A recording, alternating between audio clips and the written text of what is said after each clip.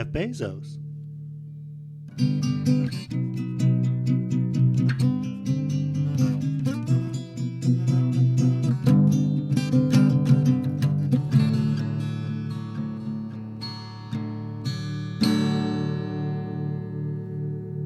Jeff Bezos. We can have 1 trillion Mozarts.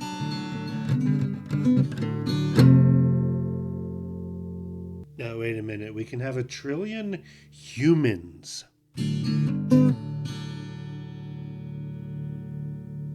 the solar system.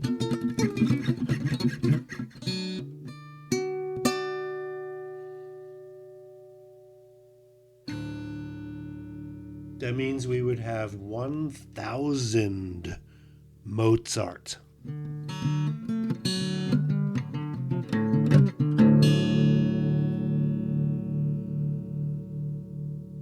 And 1,000 Einsteins.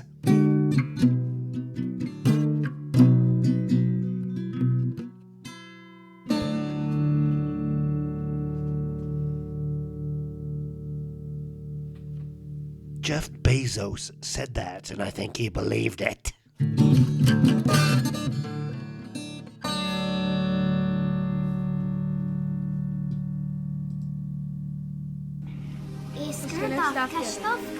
Ich ska bli jävla. Spani askat. Ich ska in hold down. Iskaft. Sharzad. Och ska bli jävla. Armando. Ich ska Sharzad. Iska lafto testa. Ja. Iskaft. Hey, so we're wrapping up the Doomed Planet podcast. By that, I mean we plan to do 52 episodes this year, from a half hour to an hour long. It's the end of August, and now we're on episode 49. So we're almost there, and then we're going to be moving on to something else, an all obituary podcast. In the meantime, Bezostown is dying. Episode 49. Right-wing corporate media, both locally and nationally, would have you believe that Seattle is this wasteland of Antifa and boarded up buildings and graffiti and lawlessness. And there was some of that to some extent this summer. But the truth is, Seattle is a very wealthy city, very white city, very corporate city. Some of the biggest and most powerful corporations in the world are based in Seattle. You've got a right-wing mayor masquerading as a Democrat. And yeah, without getting too granular into the politics, for that, go to seattle.sucks. Great podcast. Podcast shout out. For, all your information about local politics. It's so sordid. So, I gotta tell you, listeners, the air quotes script for this episode is going to be me going back on Twitter, and apparently they're not letting me go back through May 11th, even though I have more than 7,000 tweets at my Twitter account at Bezostown. And again, Doom Planet, we're wrapping up that podcast, and Bezostown, we're wrapping up that project to cover Jeff Bezos, this amazing and brilliant and diabolical person, to cover him and the entities he owns and the business of Amazon. You would absolutely need a giant newsroom full of well-qualified journalists working full-time on this, just to begin. Like, the Washington Post, owned by Jeffrey P. Bezos. Like, you would need a Washington Post-sized news organization to try to begin to cover what's happening with Bezos. And so we trolled him on this account, and I will leave it to the younger people to try to figure out how to get these bastards to pay their decent fair share of taxes. That's kind of the complaint. And again, so the script for this episode is me going back to May 9th. So it's like summer of Bezostown. So Bezostown started, a couple years before that, and one of the big stories was him getting a divorce from his wife, Mackenzie. And the story broken by the National Enquirer. Again, there's too much to cover, and I'm going to move on to something else. The pinned tweet at the Bezostown Twitter is an ad for Chop Mart guillotine supplies. Chopping and slicing, everyone dies. Hey, hey, shoppers, you need guillotine supplies. You need guillotine supplies. Sharp blades plus gravity, that's the situation. Head buckets, blood drainage all across the nation. No more billionaires, no more plutes, that's the solution. Come on down to Chop Mart to get with the revolution. Chopping, slicing, heads are rolling, everyone dies. We got pitchforks, torches, and guillotine supplies. Oh, God, that's stupid. It's funny that this podcast veered off course, like all of my indie media self-produced projects do. Veered off course right from the beginning. We had the pandemic, and then we started talking about that a little bit, and then we had the George Floyd murder, and we started talking about police, the militarization of police and police violence and police murder, and a pandemic of some sort. We need to tax the billionaires, and I'll tell you why. 'Cause we have guillotines, and they might die. We have guillotines, and they might die. Chop. Chopping, gouging, slicing and stabbing, looting all the stores and everybody's grabbing. Politicians and the media telling their lies. Hey everybody, you need guillotine supplies. May 9th, 2020, Bezostown is reposting something. Austin Jenkins.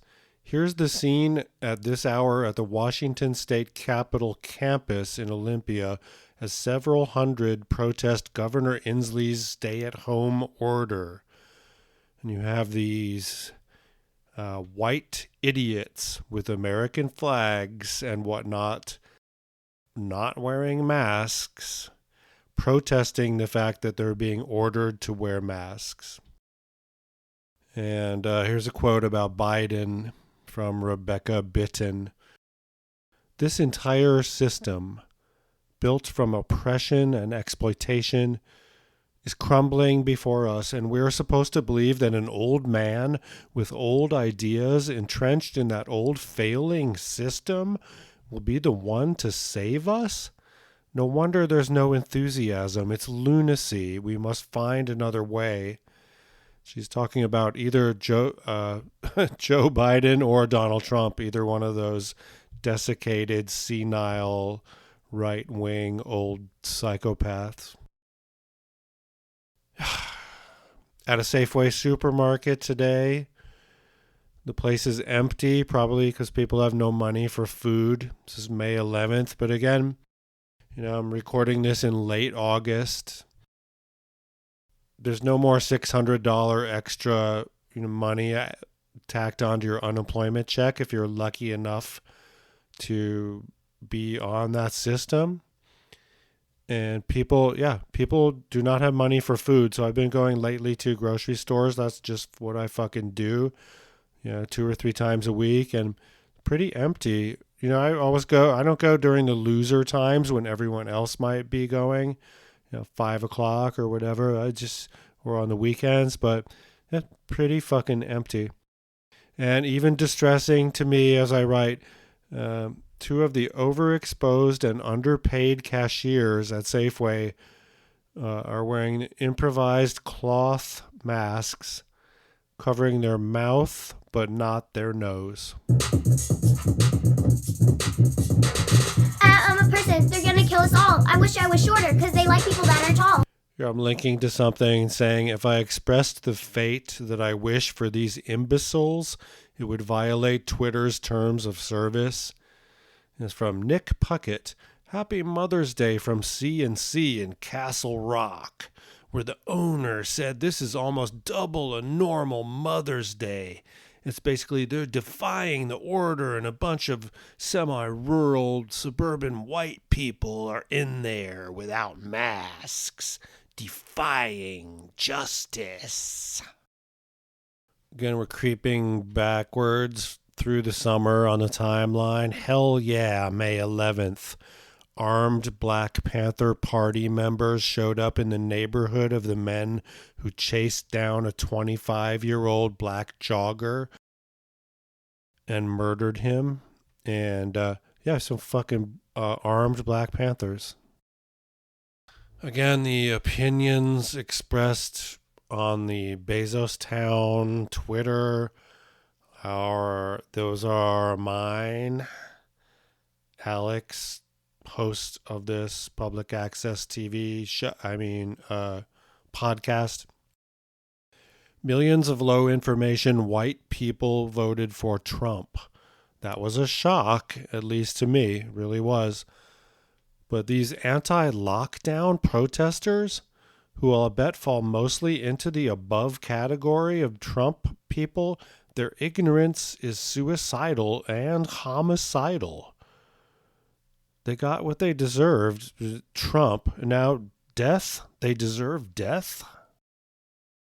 Kshama Sawant, our favorite socialist, saying Jeff Bezos' fortune has increased by $25 billion since January 1st.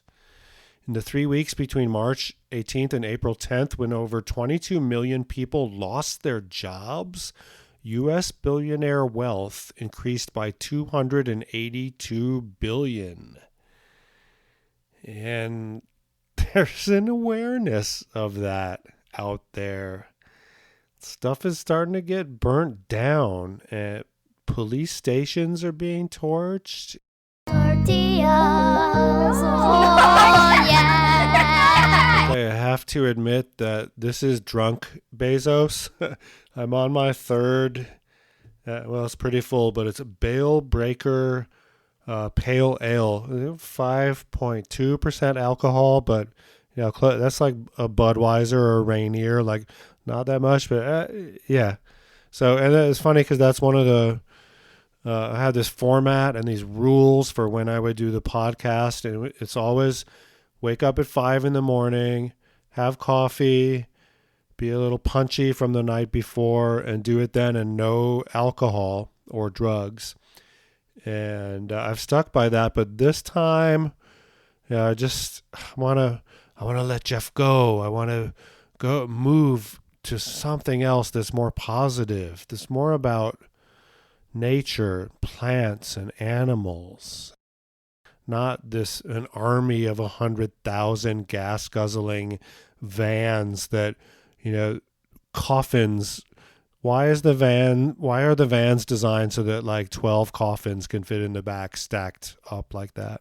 The delivery drivers who bring your Amazon packages to the door could soon be your neighbor. The online retail giant is rolling out a new program that will get new small business owners to hire delivery drivers across the U.S. Amazon's director of worldwide last mile, Udit Madan, joins us now with what this means for West Michigan. Udit, tell us about it. Well, we're really excited to be introducing a new program that enables aspiring entrepreneurs to build their own businesses. Oh, how trite. I am this Gen Xer from some of the stuff I post. I'd pay $1 million to get a pair of They Live style sunglasses that detect COVID. Then we got a Photoshop of the They Live gruesome guy. He's emitting this red mist as if, if you had They Live style John Carpenter sunglasses, you could see the COVID mist. I have come here to chew bubblegum and kick ass. And I'm all out of bubblegum. Oh, shit. Linking to The Intercept, under cover of mass death, Andrew Cuomo calls in the billionaires. Psychopath from The Intercept. Jeff Bezos' blindness. Amazon has failed to protect its warehouse workers. His net worth has jumped by more than $25 billion, and yet, the people working in dystopian warehouses. From David Sirota. Jay Carney went from running Times DC bureau to being Obama's spokesperson. But sure, tweet your wave emojis as you call former Bernie staff grifters for their continued work in politics. Jay Carney. The people at Amazon, the executives, are pretty sinister. Yeah. I feel for the workers, even the well-paid middle management suck-up program, whatever they do. I don't know. They're not in the office. The Bezostown as a geographical area, the South Lake Union, all those Amazon buildings, they all have names. Like there's a building called Doppler after the scientist. They're empty. Everyone is fucking working from home. So Amazon's real estate scam, is it's not working. I know we cribbed a lot from Seattle Times vet reporter Eric Lacidis for our Dick Balch episode, one of our early episodes about the car dealer, TV guy, Coke enthusiast. May 12th, or recently published, 50 years ago, the Dude Didn't Abide. And the inspiration for the Dude in the Big Lebowski actually organized a very prominent anti-Vietnam War protest march in Seattle in the old days. And, deficit hawks call for austerity. Jeff Bezos can't lose. Tech companies have come under increasing scrutiny. People are dying so Jeff can get richer, not hyperbole, not conspiracy, reality. In a letter to Amazon, 13 attorney generals call for increased transparency, the safety practices. Oh, Seattle journalists. Katie Wilson says, I'm excited to start writing a weekly column for Crosscut on the recession. Read on to find out why, though I may not be qualified. The professional economists aren't either. But again, and we say, Katie, you're off to a bad start. The word you are looking for is depression, not recession. And I'm retweeting, here's the most disturbing and disgusting headline I think I've ever seen. Jeff Bezos sets to be the world's first trillionaire as coronavirus helps Amazon stock price. God. When you take away the diners, all you're left with is this predatory venture capital third-party app as all of your business. That's restaurants being devastated by COVID, and any restaurateur knows that Uber Eats or Grubhub or something, they're not. It's almost like break even. Increases your sales that you can report, but you're not making any profit after all the fees they charge. There's a great meme graphic of the Grim Reaper, and then with a smile, and the smile is the Amazon sideways penis logo. And we see Atul Gawande steps down as CEO of Haven. Atul Gawande, writer for The New Yorker and respected surgeon and author and thinker. He signed up with Bezos and Jamie Dimon to do this healthcare clusterfuck company. They're going to start providing streamlined healthcare for the workers of Amazon and investment banks. And he's in over his head there, but again, he's not stupid. In fact, he's one of the smartest people on earth. And So he's stepping down as CEO, but I think he still gets the stock options, and that's what he wanted. You know, honestly, everyone has their flaws. Atul Gawande's flaw was, you know, I made 10 or 20 million bucks over my incredible career, but I want to add a zero to that. I want 200 million. Fine, yeah, fair enough. We're in the money. We're in the money. We've got a lot of what it takes to get along. We're in the money. The sky is sunny. Oh man, depression, you are through. You done us wrong. Oh, we never see headline about red line today. And when we see the landlord, we can look that guy right in the eye. Oh, we're in the money. Come on, my honey. Let's lend it, spend it, send it rolling around. Boy, we're in the money. I say we're in the money. We got a lot of what it takes to get along. Amazon CEO on track to become the first trillionaire. May 16th, Lynn Shelton, director of Hump Day and other films, and a well-respected director of TV stuff like Mad Men, dies at age 54. Total shock. Again, this is one of those people in Seattle.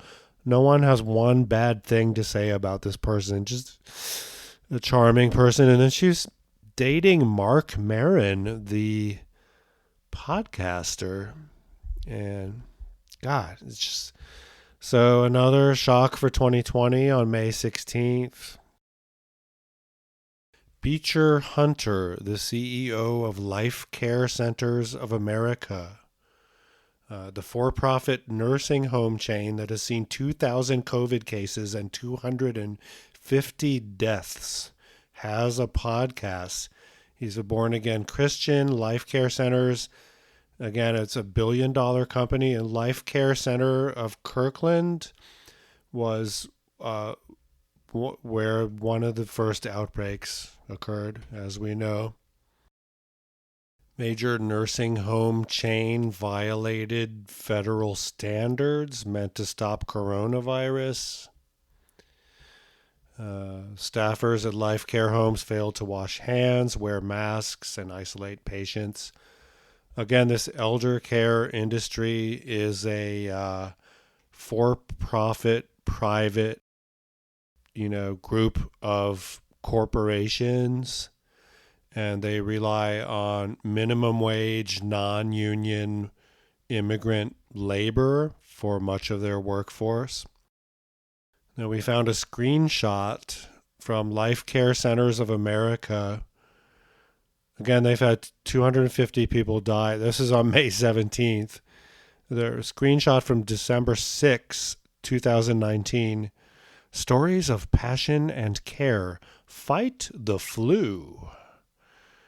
And there's a stock photo of a guy, two young people. One's at a laptop holding his hands up against a lady standing over him who has just sneezed. Scientists think that most colds are caused by extremely small microorganisms called viruses. See Bill Gates' 5 favorite books for summer 2020. The Seattle Times says on May 18th. Well, speaking to you from the end of August, it's been quite a summer, and I don't give a fuck about what Bill Gates is reading. What is the purpose of him doing anything? We did a podcast about Mark Lanigan's Sing Backwards and Weep, a memoir of sex, drugs, and grunge in the 90s. And we write here, this book is a horror of bad writing and self-aggrandizing lies. And of course, we'll devote an episode of our podcast to reviewing it, because eviscerating bad rock bios is one of our specialties. Frank Blethen, a publisher of the Seattle Times, published an op-ed in the Washington Post. In this moment of multiple crises, we need strong local journalism. And we write, of course, Frank is a union buster who oversaw the radical decline of the newspaper and real estate empire he inherited from his family. He could have sold the Seattle Times for $1 billion in 1999, and now it's worth almost nothing. Foreshadowing here, May 18th, Jeff Bezos, unlike top executives at Facebook and Google, has never testified on Capitol Hill. Damn dog break. Yo, I'm a tortilla. I'm a tortilla, baby. I got cheese. Amazon News. Update on our COVID-19 blog. AWS Cloud expands Rhode Island's capacity to process unemployment applications. So Amazon is profiting from selling their software to state governments so they can process the millions and millions of unemployment applications. GeekWire says business booms at online marketplace CrowdCow. I looked that up. CrowdCow is it's like where people buy incredibly expensive cuts of meat and have them delivered. Gory mainstream media slaughter, Vice, the hipster arm of corporate media, and others suffer brutal layoffs. Grim. From the Washington Post, cuts at Vice, Quartz, and BuzzFeed. We post the cover of Jacobin, spring 2020, and I say, are those lines of cocaine? It literally looks, it's a four gloved hands doing something, a swab, and then there are lines of cocaine. Just stylistically right out of High Times magazine, some sort of illustration from that magazine in 1979. I love the cocaine. And being a troll, I point out that on May 19th, the Kingdome, the Viaduct, the West Seattle Bridge, the Murrow Floating Bridge, Seattle has a long list of expensive brutalist concrete structures that have either failed or become useless and destroyed. And the West Seattle Bridge connects a giant neighborhood, used to be its own town, and then it got incorporated into Seattle. The giant neighborhood of West Seattle is now cut off by the main bridge because it's suffering some flaws. The Guardian, Andrew Cuomo is no hero. He's to blame for New York's coronavirus catastrophe. No fucking shit. The guy's a monster.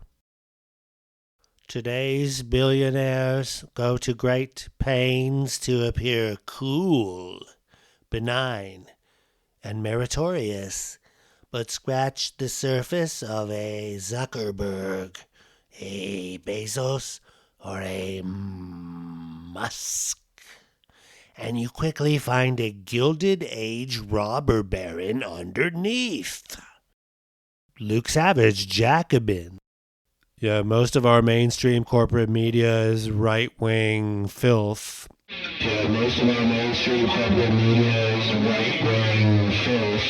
Respected lefty economist Robert Reich says, unfettered capitalism is Jeff Bezos growing his net worth by $35 million every day for the last 3 months and still refusing to provide paid sick leave for all his employees? Well, Jeff wouldn't do that. Everyone gets paid well, right? At Amazon, the warehouse workers get a living wage and they're happy. And it's a great, fulfilling job, right? Right? ABC nightly news anchor David Muir wraps up by saluting the heroes on the front lines in this war, thanking those that have served. America strong.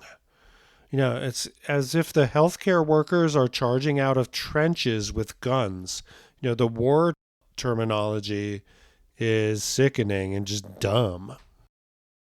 Atul Gawande fails at something for the first time in his life.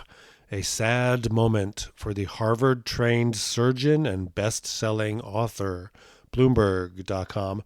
The Amazon Berkshire JP Morgan health venture fails to disrupt. Yeah, because the Medicare for all is what we need. That's what's going to disrupt. The Amazon, Berkshire, JP Morgan, really, you think those three capitalist entities? I mean, God, it's madness. Again, Atul has moved on, so good for him.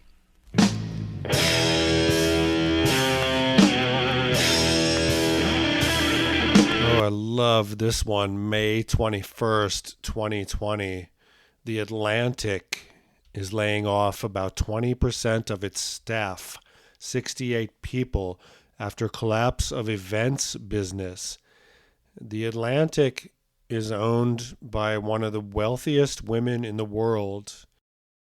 It's multi-billionaire. So, but yeah, they can't afford to keep paying 68 people because, again, every penny counts. Like, this with all of these billionaires, it's like, well, I've given $50 million to charity as a tax write-off, and I'm so generous, and I bought $100 million, painting by Basquiat for myself, but what is this extra 30 cents on this invoice that you're sending me, that the cleaning lady is sending me? That's so sick.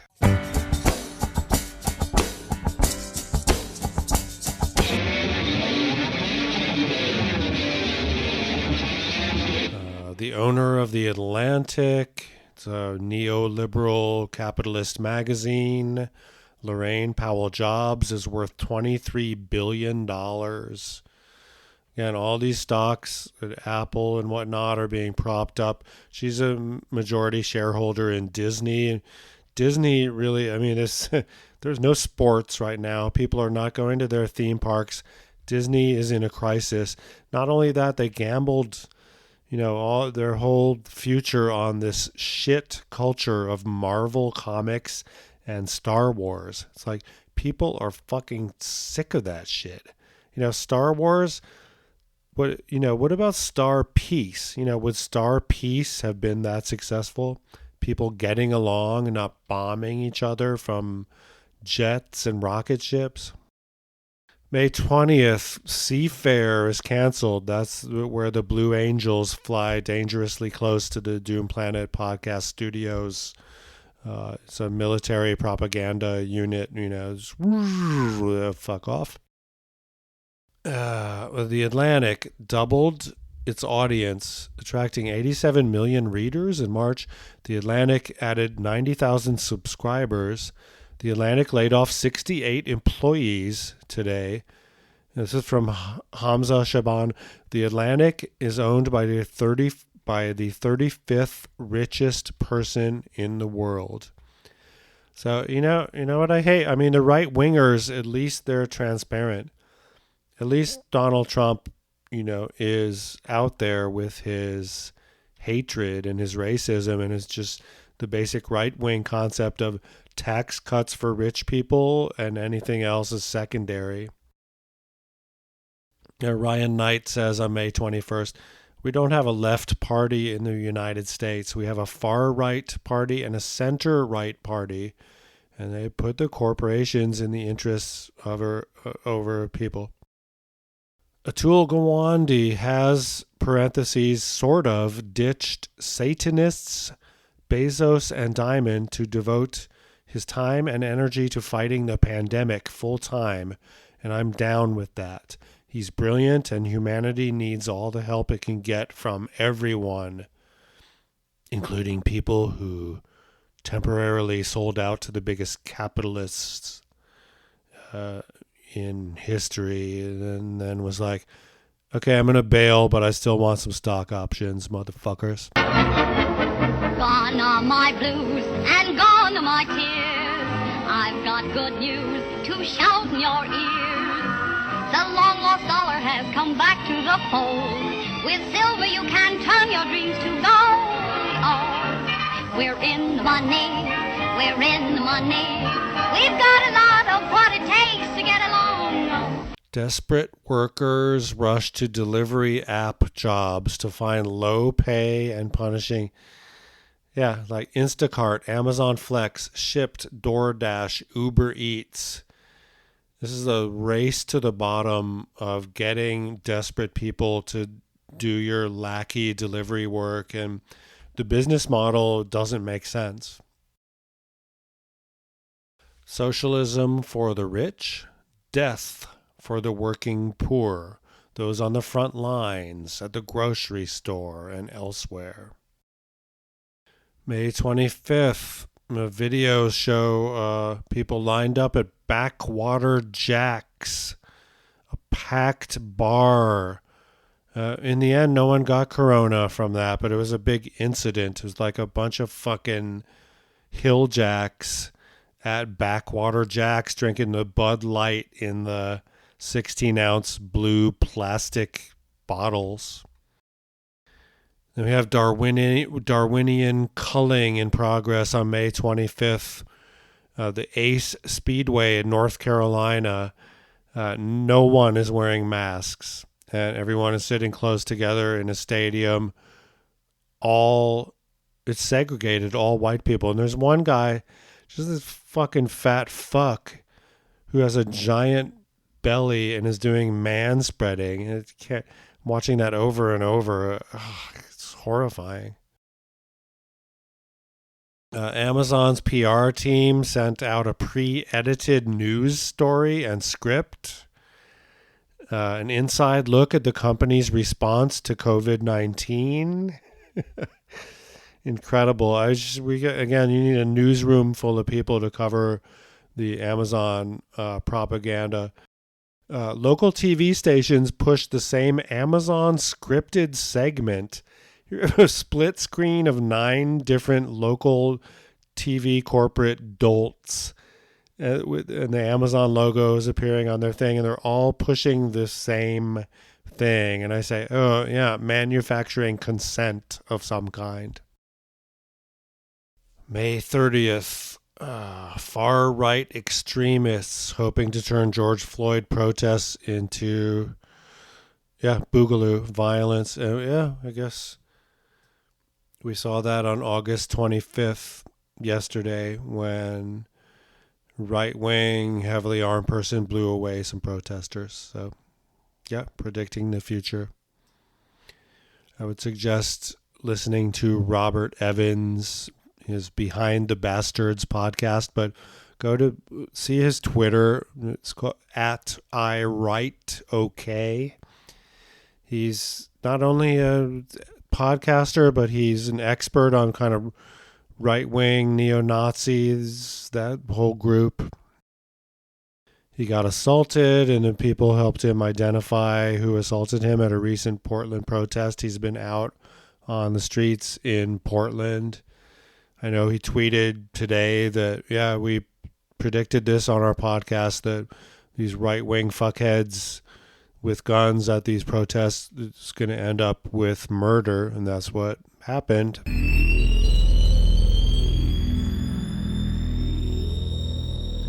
Wait. What is happening? I feel my brain... Donald Trump is president? Is that really a thing? And the Senate is controlled.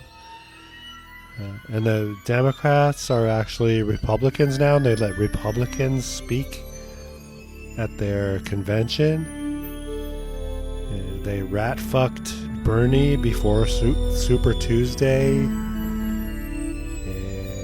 And then now Joe Biden? This is a person they took out of a retirement home. He's up against Trump. And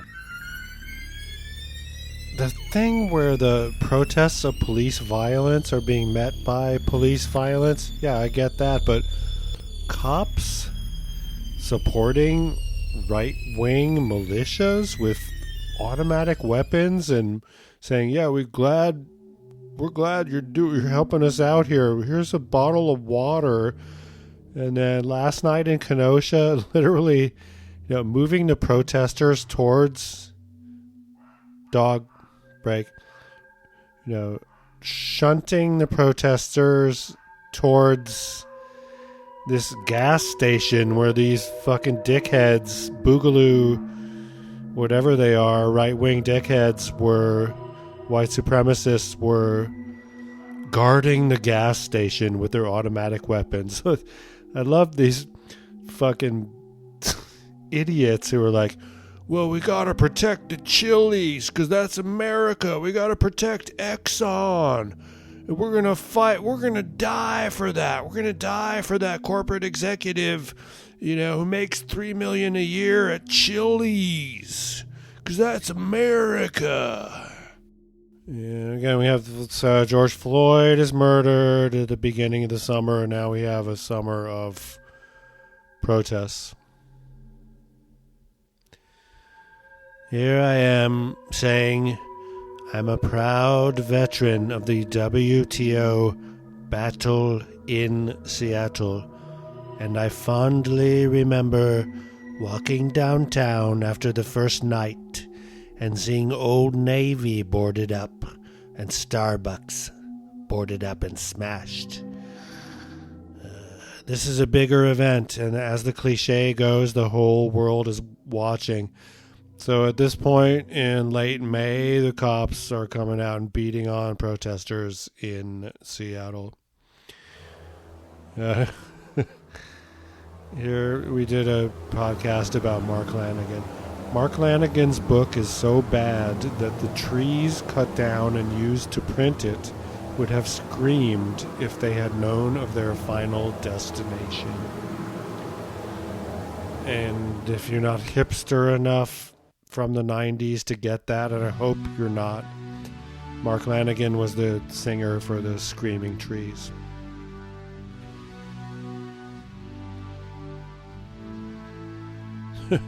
Commissioner of the NYPD, May 31st. To the members of the NYPD, you fucking, my words, cowardly, snowflake, violent, white supremacist, Trump-supporting fucks. What you've endured these last couple days and nights, like much of 2020 so far, was unprecedented. In no small way, I want you to know that I'm extremely proud of the way you've comported yourselves in the face of such persistent danger. So he's proud of the cops beating on and gassing protesters. Some protests at the end of May got violent in downtown Seattle, and they tagged local businesses and stuff. And then Brandy Cruz, who is this right-wing local corporate media dolt, posted this video. People in downtown Seattle this morning trying to help put their city back together. And it's these white people from the suburbs came down the night after the protests, and they're scrubbing graffiti off of the walls of the Nordstrom. It's like Nordstrom, again, retail being slaughtered but by Amazon and by a pandemic, but Nordstrom had $15 billion in revenue in 2019. The family is one of the wealthiest families in Seattle, and again, yeah, if Nordstrom goes out of business, it doesn't matter. The family has been taking out money from that company for generations. And it's like, I don't see any Nordstrom family members down scraping the graffiti. Like, what a servile and bizarre thing. But again, we're just seeing that on, right-wing local TV news. But these people came from somewhere. They're not paid actors. These are literally people, white people, so stupid that they're going to participate in this right-wing media stunt. And to close out May, members of the royal family hire Gavin DeBecker for security. Harry and Meghan hired security. They charge up to $10,000 a day. Gavin DeBecker is the CIA-affiliated creep and psychopath that is head of security for Jeff Bezos. And again, a prominent person like Jeff needs security, but the fact that he picked the smarmiest, most devilish creep to work for him, well, he doesn't know any better. He just wants to be safe. So, whatever. So at the end of May here, we have a total breakdown of the mayor's office and the SPD. And Shama Sawant tweets on May 31st, not a word at the press conference from the mayor, Durkan, or police chief Best, or from the media about, for example, the child who was brutally maced by a police officer. And yeah, a child was maced by a police officer, among other things, like the amount of tear gas and God. June 2nd, Chris Novoselic, bassist for Nirvana, starts off his summer by praising Donald Trump for his, quote, strong and direct law and order speech. He knocked it out of the park. And he got some shit on Twitter for that. As you know, he's bald, whatever. He's a bald white guy. But he's wearing a bowler hat. So it's like, if you're going to be bald and proud, Chris. Just, God, imagine what Kurt Cobain would look like at age. He'd be 54 right now. He'd just be this decrepit looking fucking redneck. And so, you know, again, die young or end up as Chris Novoselic. Trump cheerleader Chris Novoselic is in his rural multi-million-dollar bunker tonight as the Seattle protests begin. He's come a long way since performing with Jello Biafra at the Showbox when they did a WTO benefit show in 1999. Some weird infiltrators at the Seattle protests. At one point, this pushy woman is like, I'm going to hand the mic over to Chief Best, and I expect silence. That's Seattle Police Chief Carmen Best. And people are sharing a microphone without social distancing and without masks. And again, sharing a microphone, yeah, you get sick from that. Any singer will tell you, you bring your own mic to a gig. You don't use the house microphone, or you might get sick from the person that used it the night before. And again, on June 2nd, Seattle Mayor Jenny Durkan, Police Chief Carmen Best, and others, they're sharing the same microphone and not social distancing and not using masks. And it's kind of a PR thing. Sorry, we're gassing and beating on protesters. And again, there's infiltrator, June 2nd, a misinformed scold. She's shushing and saying, listen, be quiet. Listen to Mayor Jenny Durkan. Listen to her gaslight you. Mayor Durkan said the reason for the veto was due to a lack of planning on the council's part for what will happen to public safety with the budget slash to the Seattle Police Department. Diana Adams, a longtime friend of mine and owner of Vermilion. It's an art gallery and nightclub right in the center of the conflict, is a hero. She's providing space for community support. She's turned her art gallery into an area where you can get bottles of water and food and other supplies that are going to help you. The Atlantic tweets, since 1857, readers have trusted the Atlantic to examine the world with depth and accuracy. And we point out it's owned by one of the world's richest people, Lorraine Powell Jobs. June 3rd, thanks to NPR and KUOW for having unqualified idiot Ben Carson on your show today to explain that tear gas wasn't used against protesters at the White House. There's Macklemore, June 1st, at the protests in Seattle tonight, not wearing a mask and wearing this designer leather coat with a hood. A Macklemore is actually... Ugh. Billionaires are eating the economy as millions brace for the coming recession. The wealthiest people in the world are only getting richer. The New Republic, tweeted by Pramila Jayapal.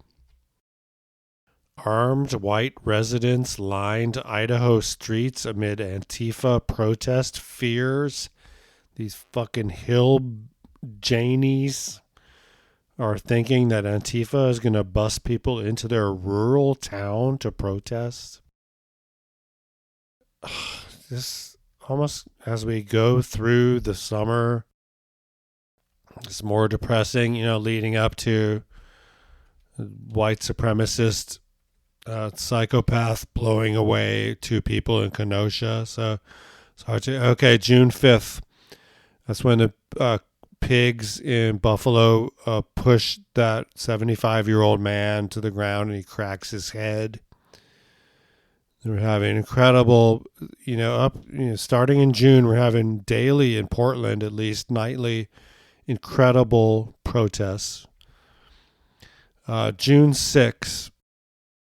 Yesterday, Seattle mayor and police chief agreed to a 30-day ban on the use of tear gas. This is Seattle right now, says Josh Potash. And it's just... Okay, on June 7th, from Marcus Harrison Green.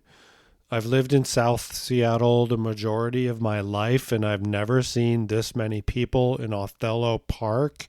Black, white, Asian, Muslim, Jewish, Indigenous, LGBTQ, chanting Black Lives Matter in unison. And I'm proud to say that family members of mine went to this protest, including little kids.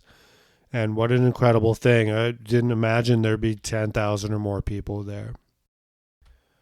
Say what you will about Amazon's corporate racism, but at least its PR chief had the good sense to make the story all about himself. And that's Amazon's PR chief, Jay Carney, former apologist for war criminal Barack Obama.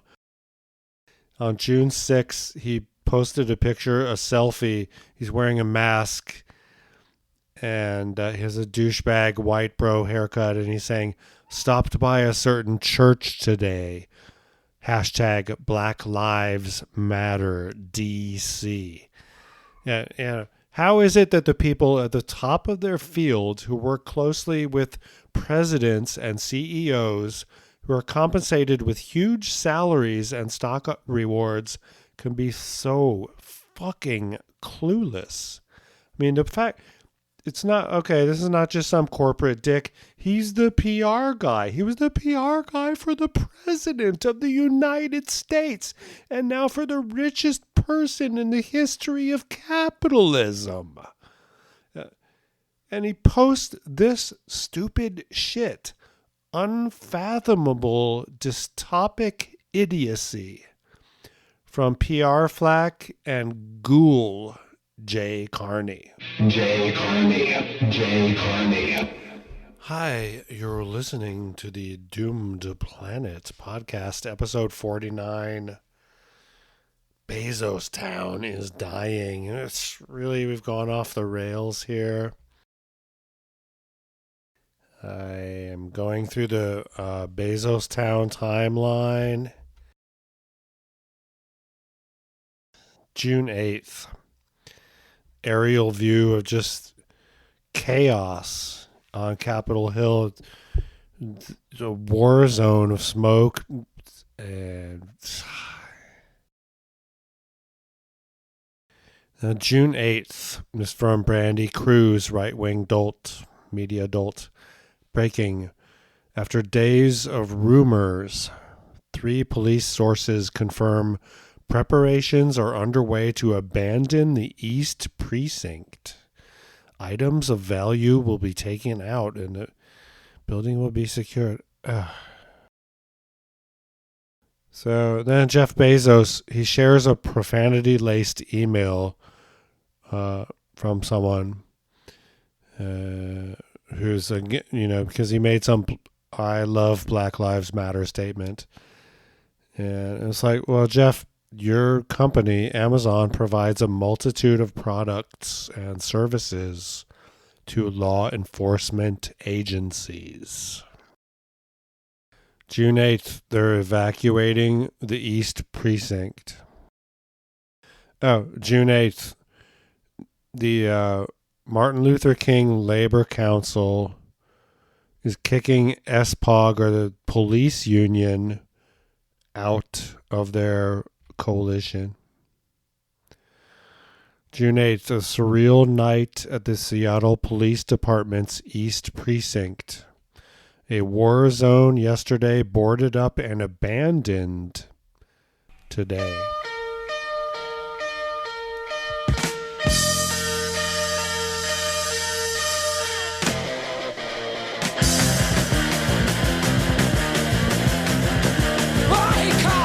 On June 9th, I took a 14-year-old kid to walk around, look at the East Precinct, witness a bit of history.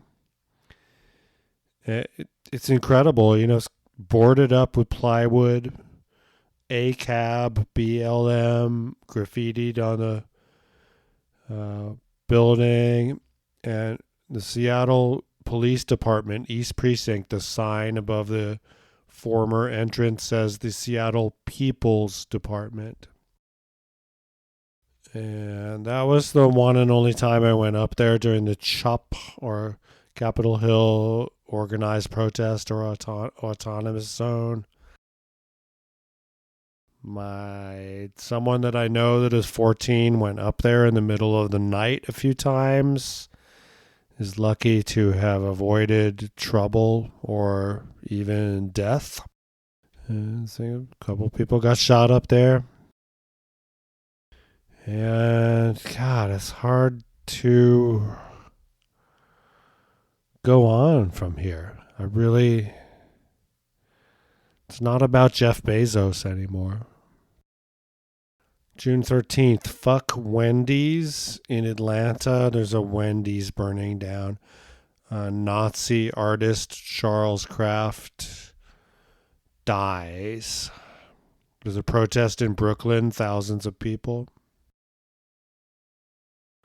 June 21st, a meticulously organized and well-protected event that left thousands of seats unfilled in an arena once sold out by Nickelback.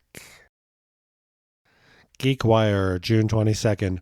1 million grant will help researchers explore the use of robotic bees for crop pollination. So, of course, kill all the animals and replace them with robots or nanobotic, devices. The most overpaid cops in the country, Seattle Police. That's the only job in America with a 6-figure starting salary that does not require you to have a high school diploma. June 22nd, Seattle Police Chief Carmen Best at a press conference. CHOP Seattle, they abandoned the East Precinct and they set up this area for protesters. There have been rapes, murders. There has been chaos celebrated by some, she says. Of course, she resigned. And on June 22nd, I'm complaining again. Carmen Best and Jenny Durkan are sharing a microphone. You just don't do that. That's the way to get sick. The East Precinct was abandoned. No one knows who gave the order. There's a gunshot victim in CHOP, but the cops tell the EMTs to not access the victim. Incredible. Amazon's carbon footprint grew 15% in 2019. Jeff Bezos' wealth soars to $171.6 billion, to top pre-divorce record. Associates of Jeffrey Epstein, Bill Gates, Woody Allen, Elon Musk, Mars colony. On July 2nd, Herman Cain hospitalized with COVID. He attended Trump's Tulsa rally. Herman Cain hospitalized, even though he's tweeting a day earlier, masks will not be mandatory. Apple, Google, and Amazon CEOs are going to face congressional grilling.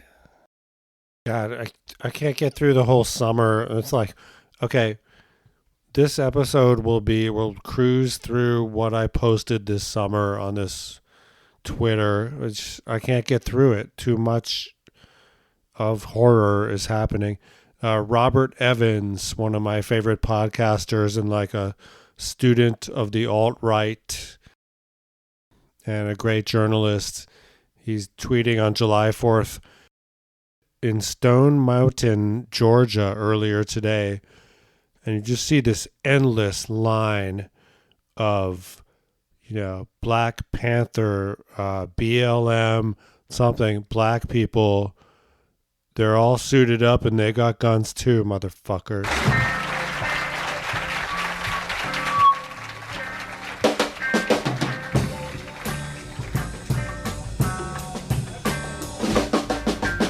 Again, let's jump to today, August 26, 2020. And Robert Evans is tweeting, "Yes, I'm aware that the horrible thing I talked about in my podcast just happened last night. It is a real bummer. The thing he's been talking about in his podcasts is the fact that some of these right-wing fuckheads, these Nazis, boogaloo, whatever they are, taking guns to protest, it's going to end up in murder. And that happened last night. If it's exhausting, I'm a person of privilege. I'm not in any danger of protecting my family. We live in relative comfort. But seeing this stuff is disturbing. If there's anything to be grateful for, is that it seems like some of these right-wing fuckheads, these white guys with guns that are we got to protect this Wendy's because that corporation fuels our economy in our small town. They're complete cowards and idiotic fuckheads.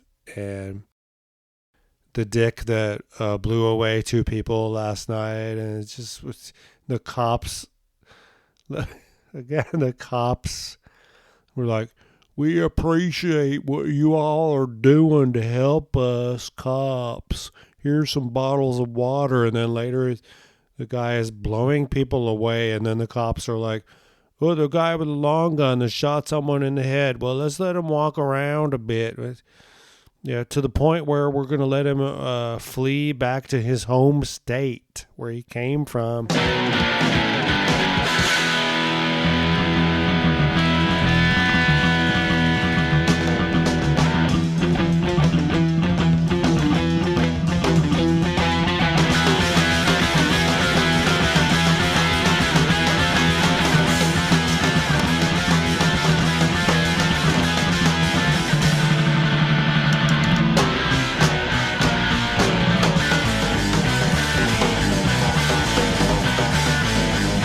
I don't know what to tell you. Bezostown is dying. Again, this is a project before everything blew up, we were like, well, how come these billionaires don't pay their fair share of taxes? How come the corporations that they have a vested interest in don't pay their fair share of taxes, whether it be Amazon or Google or Apple? No, and then, okay, that's turned into, let's do a podcast, and then it's like, fuck everything, burn it all the fuck down. Doom Planet, the podcast, episode 49. Bezostown is dying. Goodbye.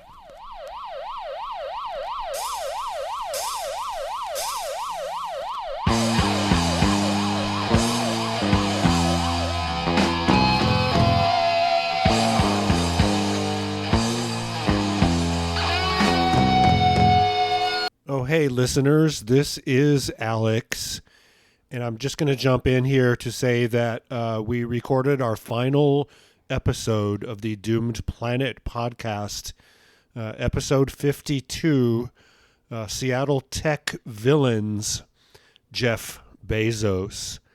We did that today with our friend Greg from the Seattle Sucks podcast. You can find that at seattle.sucks. So, and I'm saying that because this episode, Bezostown is dying.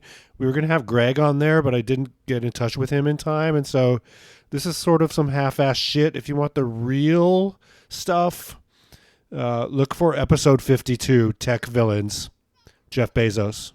Thank you. 5, 6, 7, 8.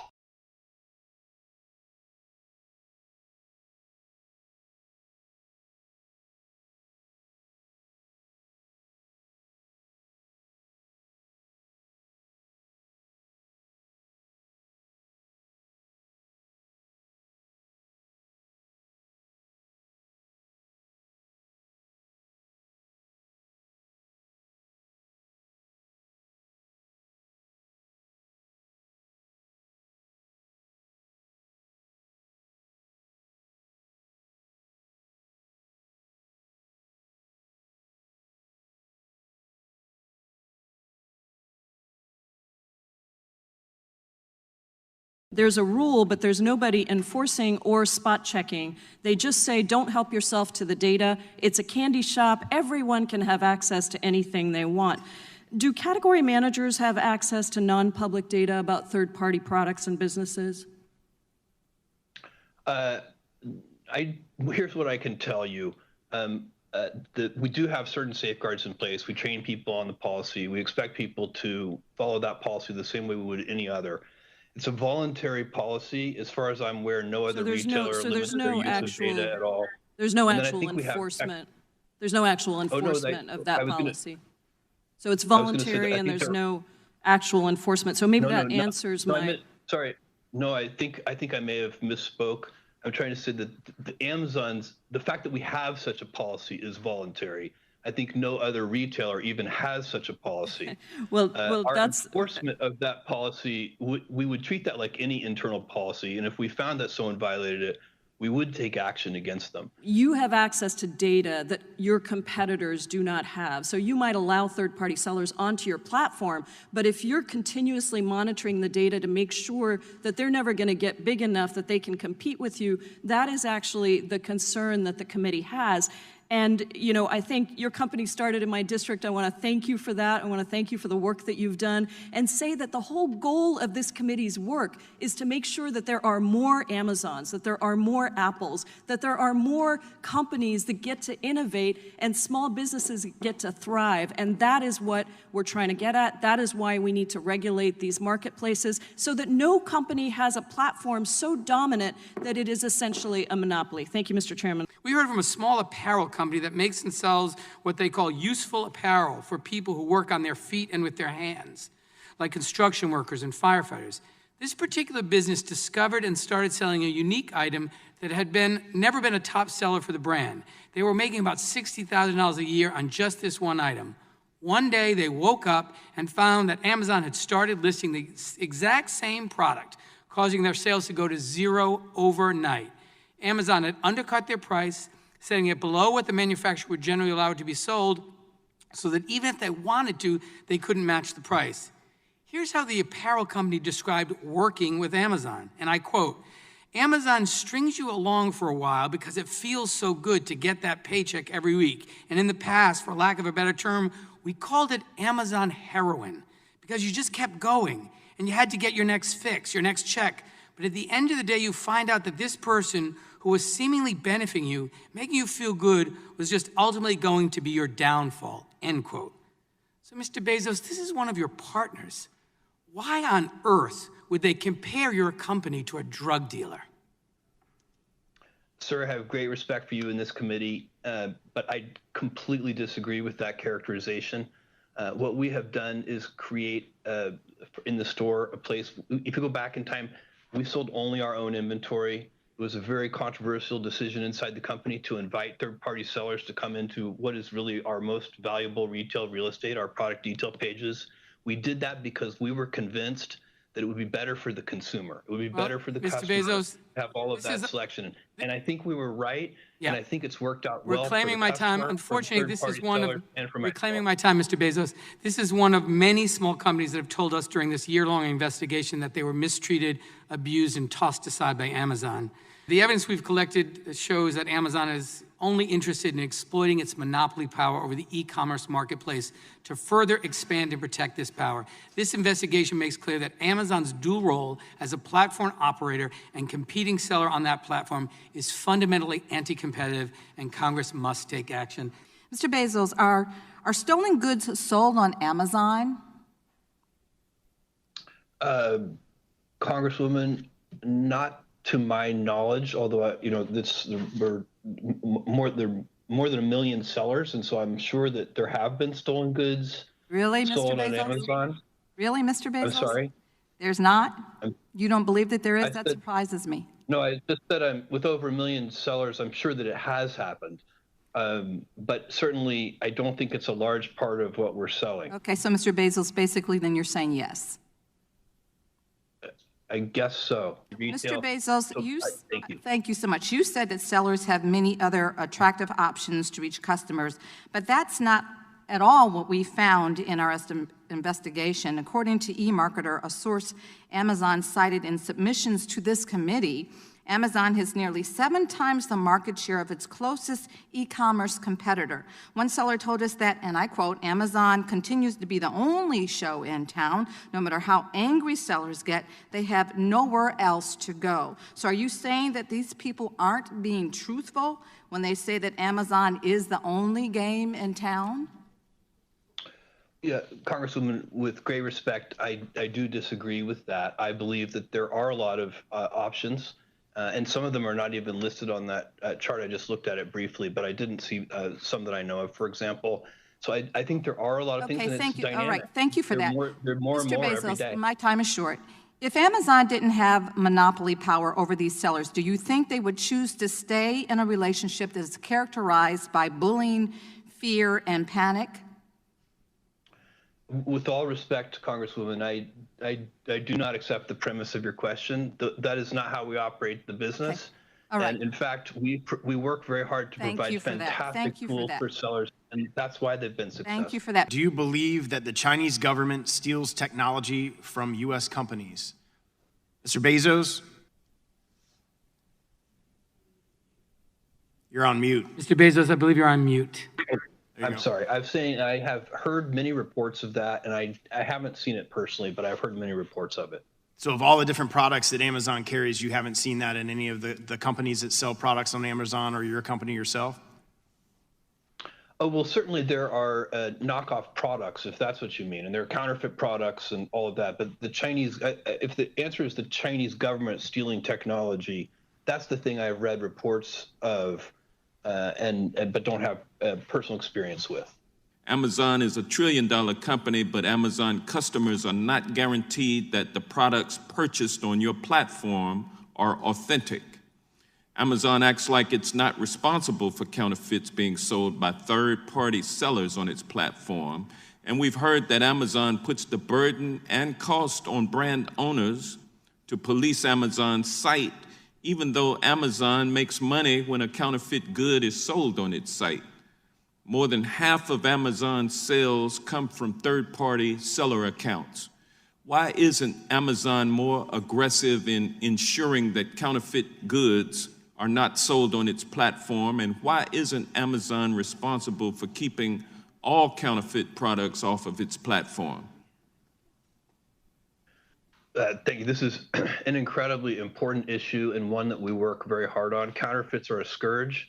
They are a problem that is not, it does not help us earn trust with customers.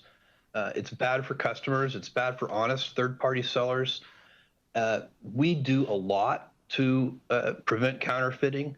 We have a team of more than 1,000 people that does this. We invest hundreds of millions of dollars in systems that do this. We have something called Project Zero, which helps brands serialize individual products, which really helps with counterfeiting. Well, we have I'm glad that other you have programs those as well. I'm glad that you have those features in place, but why isn't Amazon responsible for keeping all counterfeit products off of its platform? We certainly work to do so, Congressman, and we do so not just for our own retail products, but for third-party products as well. So, Mr. Bezos, does Amazon use confidential information that companies share via AWS to build competing services? No, sir, not that I'm aware of. AWS does often, they do keep expanding their services. AWS started, 15 years ago. We invented this entire category. Let me just clarify that, Mr. Bezos. I appreciate that. Sorry, I apologize for interrupting. But last week, one of Amazon's former engineers posted online that he and his team, quote, proactively identified growing businesses on AWS, that they built competing products, and that they targeted those products to the business's customers. And there's been public reporting on that strategy. So I guess I wonder if you can comment on that and how you would account for those statements. Well, I think there may be categories, some databases of different kinds and so on, where we see that it's an important product for customers, and we make our own product offering in that arena. But it doesn't mean we stop servicing the other companies that are also making those products. We have competitors using AWS, and we work very hard to make them successful. Netflix is one example, Hulu is another, and so on. Your own documents make clear that the price war against diapers.com worked, and within a few months it was struggling, and so then Amazon bought it. After buying your leading competitor here, Amazon cut promotions like Amazon.mom and the steep discounts it used to lure customers away from diapers.com, and then increase the prices of diapers for new moms and dads. Mr. Bezos, did you personally sign off on the plan to raise prices after Amazon limited its competition?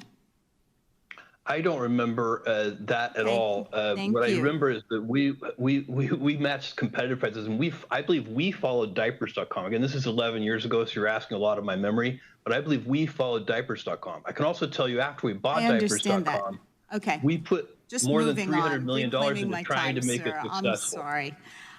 So you said that Amazon focuses excessively on customers. So how would customers, especially single moms, new families, how would they benefit when the prices were driven up by the fact that you eliminated your main competitor? Well, I don't agree, with great respect, I don't agree with that premise. At the same time, you should recognize in context, diapers is a very large product category sold in many, many places, not just at Amazon. But this was the online diaper market. Now, we do have evidence that these predatory... I'm sorry, Mr. Bezos, I need to push on here. Of course, the evidence we've collected suggests that the predatory practices weren't unique here. In 2013, it was reported that you instructed Amazon employees to approach discussions with certain business partners, and I quote, the way a cheetah would pursue a sickly gazelle. Is the Gazelle Project still in place, and does Amazon pursue similar predatory campaigns in other parts of its business? I cannot comment on that because I don't remember it. I cannot comment on that because I don't remember it. Chopping, slicing, heads are rolling, everyone dies. We got pitchforks, torches, and guillotine supplies.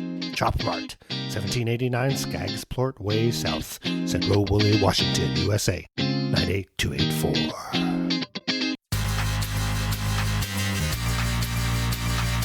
Goodbye, this is